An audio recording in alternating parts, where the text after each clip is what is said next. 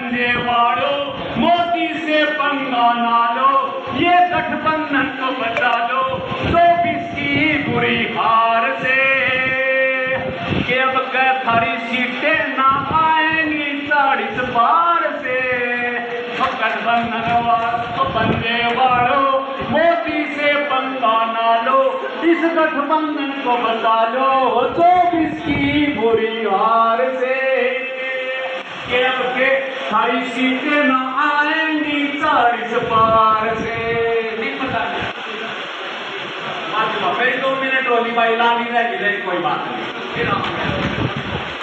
भारत माता की जो कि मुख्यमंत्री जी अभी मिनटों सेकंडों में पहुंचने वाले हैं। प्रतीक जी पुष्पा जी का बेटा हमारे बीच में पहुंचे हैं अपनी पूरी टीम के साथ। एक बार उनके लिए जोरदार तारीफ जाएंगे। वो पीछे खड़े हैं बच्चे, पीछे मुंह करके देख लो, आगे नहीं बुलाऊंगा तो फिर व्यवस्था का काम है। यहाँ पर इस पंडाल पर पहुंचने पर स्वागत करते हैं। मैं चाहूंगा उनका आप सभी ध्वनि से भी स्वागत करें।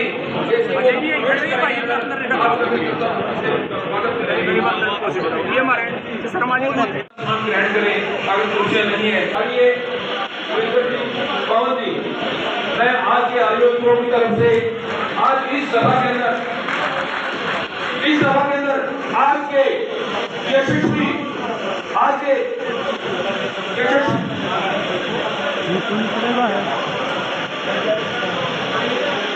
मैं ईलाम सिंह जी से प्रार्थना करूंगा कि वो आज के हमारे मुख्य अतिथि का स्वागत करें बुके के साथ। अनावश्यक भीड़ इकट्ठा न करें, सभी अपना स्थान ग्रहण करेंगे। सभी से प्रार्थना मुख्यमंत्री जी का स्वागत करते हुए आज के आयोजक भाई ईलाम सिंह जी मेरा सभी से निवेदन है कि एक बार अपना स्थान ले लें और पूरी व्यवस्था के साथ।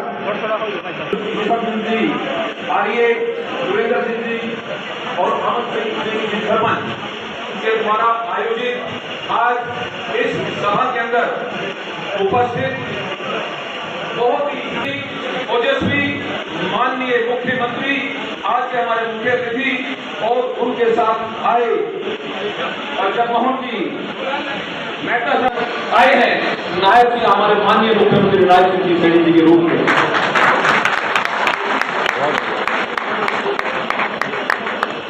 तो मेरी गुजारिश है कि हमारे बीच में हमारे माननीय मुख्यमंत्री जी आए तो वो बताएं कि क्यों हम बीजेपी को वोट दें। मेरा आमंत्रण, मेरा अपर विचार रखे और उनका समय कीमती है, हम वो ज्यादा समय देंगे और सभी भाई खाना लेकर के जाएंगे। तो खाना लेने के बाद भी किसी की फोटो रहेगी, वो मेरे वाला करेगा, सबकी फोटो रहेगी, लेकिन खाना खाने के बाद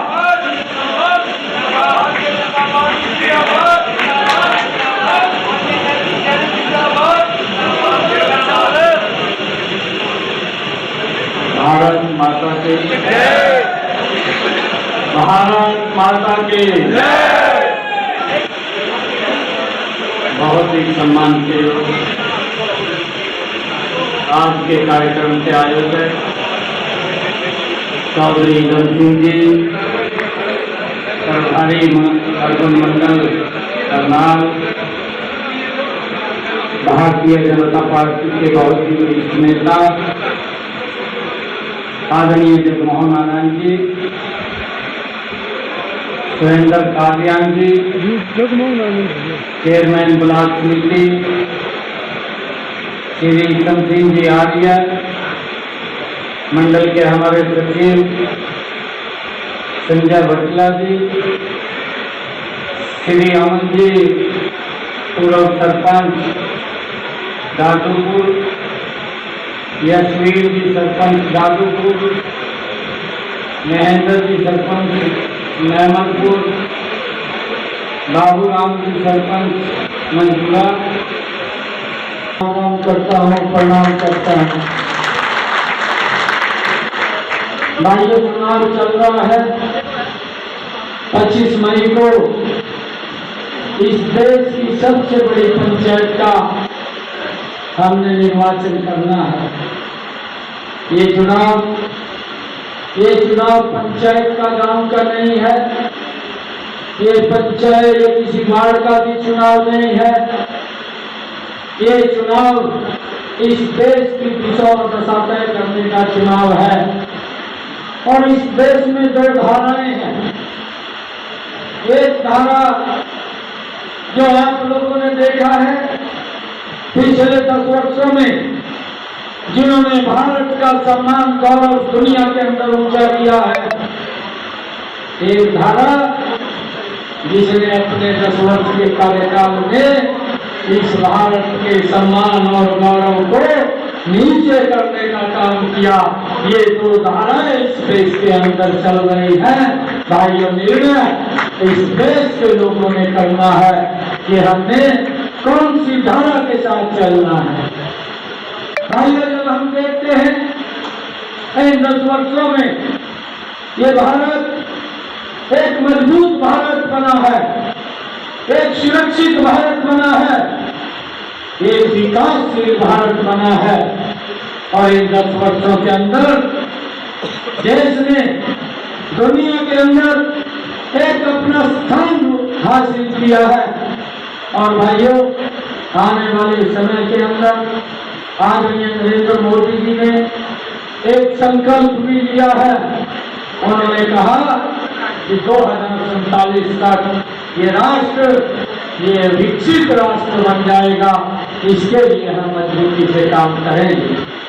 भाइयों, आप लोगों से अपील है कि हम सब इस विकास की गाथा में, इस विकासशील भारत में अपना योगदान देते हुए आदरणीय नरेंद्र मोदी जी को मजबूत करें। मैं आप लोगों से अपील करना चाहूंगा, क्योंकि यहाँ से हमारे करनाल से आज इतनी बड़ी सरदारी आज इस सभागार के अंदर आई है।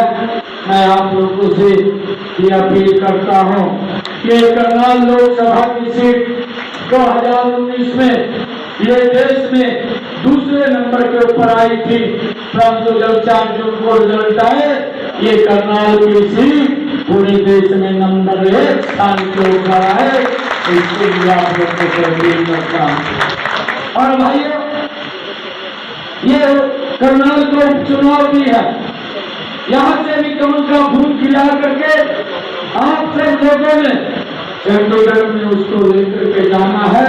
ये अपील आप सबसे करना चाहता हूँ।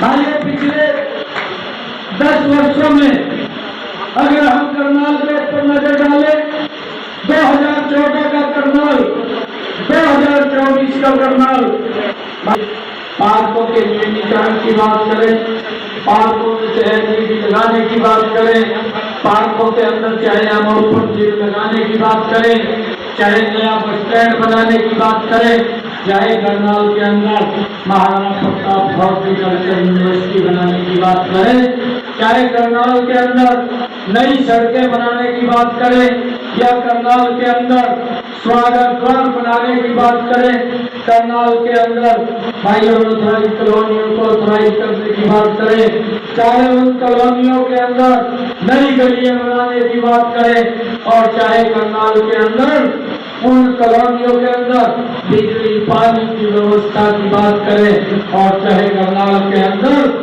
CCTV कैमरे लगा करके करनाल को सुरक्षित करने की बात करें। भाइयों, इन 10 वर्षों के अंदर हमारा करनाल एक बदला हुआ करनाल ये नजर आया है। अब ये जिम्मेवारी ये हमारे दुनिया के सबसे लोकप्रिय नेता, भारतीय सचिव प्रधानमंत्री आदरणीय नरेंद्र मोदी जी ने अब ये जिम्मेदारी मुझे दी है। हमारे भारतीय जनता पार्टी के राष्ट्रीय अध्यक्ष आदरणीय जगत प्रकाश नड्डा जी ने अब ये जिम्मेवारी हमें दी है। आदरणीय अमित शाह जी ने अब ये जिम्मेवारी हमें दी है। आदरणीय ठाकुर राजनाथ सिंह जी ने अब ये जिम्मेवारी हमें दी है। आदरणीय मनोहर लाल जी ने अब ये जिम्मेवारी हमें दी है। मैं ये आशीर्वाद लेने के लिए आया हूँ कि जो भी करनाल के काम मेरे ध्यान में लगाएंगे या जो काम मेरे ध्यान के अंदर आएंगे उनको प्राथमिकता के आधार के ऊपर पूरा करने की जिम्मेदारी अब हमारी है। और समाज को आगे बढ़ाने का विकास के अंदर कार्य करेंगे। कहीं कमंडिया गठबंधन के लोग आजकल दुष्प्रचार करके, आजकल झूठ फैला करके, झूठ बोल करके लोगों को भ्रमित करने का काम कर रहे हैं। भाइयों, इससे हमने बचना भी है, इससे हमें बचाना भी है। राहुल गांधी साहब दिल्ली में बैठ करके भाइयों इस विधानसभा के अंदर खड़े होकर के बोलते हैं कि आप हमें वोट दो, हम गरीबी को एक झटके में समाप्त कर देंगे। भाइयों, इस बात को हमने समझना भी है। उसने अपने पूर्वजों के रास्ते को नहीं देखा। उनकी दादी ने 1970 के दशक में कहा था कि गरीबी हटाएंगे, 35 वर्ष से गरीबी नहीं हट पाई।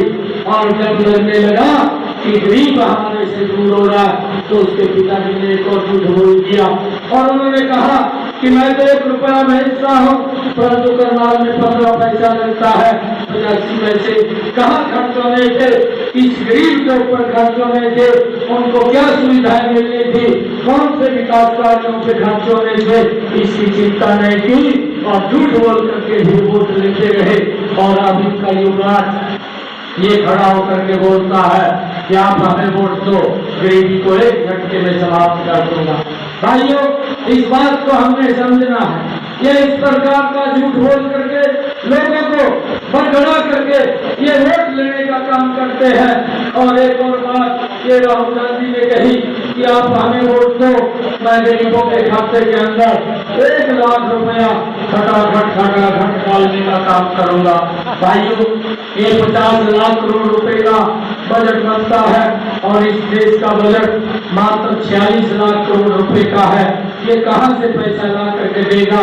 इसको पता नहीं किसने स्क्रिप्ट लिख करके दे दी और उसी को ही बोल दिया। इसने ये हिसाब नहीं लगाया इस देश का बजट कितना है और इसके ऊपर कितना पैसा खर्चा आएगा। भाइयों, लोगों को देश को गुमराह करने का ये काम ये लोग झूठ बोल करके कर रहे हैं। इस बात को भी एक वोट इस देश की मजबूती के लिए, इस देश की सुरक्षा के लिए, भाइयों आने वाली पीढ़ी हमारी सुरक्षित हो। भाइयों, उनको मजबूती से आगे बढ़े, उनके विकास के लिए, इस देश के विकास के लिए, गांव और शहर के विकास के लिए एक वोट कमल के बटन का दबा करके 2 कमल के फूल करनाल से खिलाने का काम करें। एक लोकसभा के लिए, एक विधानसभा के लिए। भाइयों, आप लोगों से मैं विश्वास कराता हूँ, कोई भी आप लोग काम ध्यान में लगाएंगे, प्राथमिकता के आधार से उसको पूरा करेंगे। आपको किसी प्रकार की दिक्कत समस्या नहीं आने देंगे। ये मैं आप लोगों के बीच में आज कहने के लिए आया हूँ। आप सब इतनी भारी संख्या में आए हैं, आप सबका बहुत बहुत धन्यवाद। इन्हीं शब्दों के साथ जय हिंद, जय भारत, जय भारत, वंदे वंदे। बहुत बहुत धन्यवाद। और अब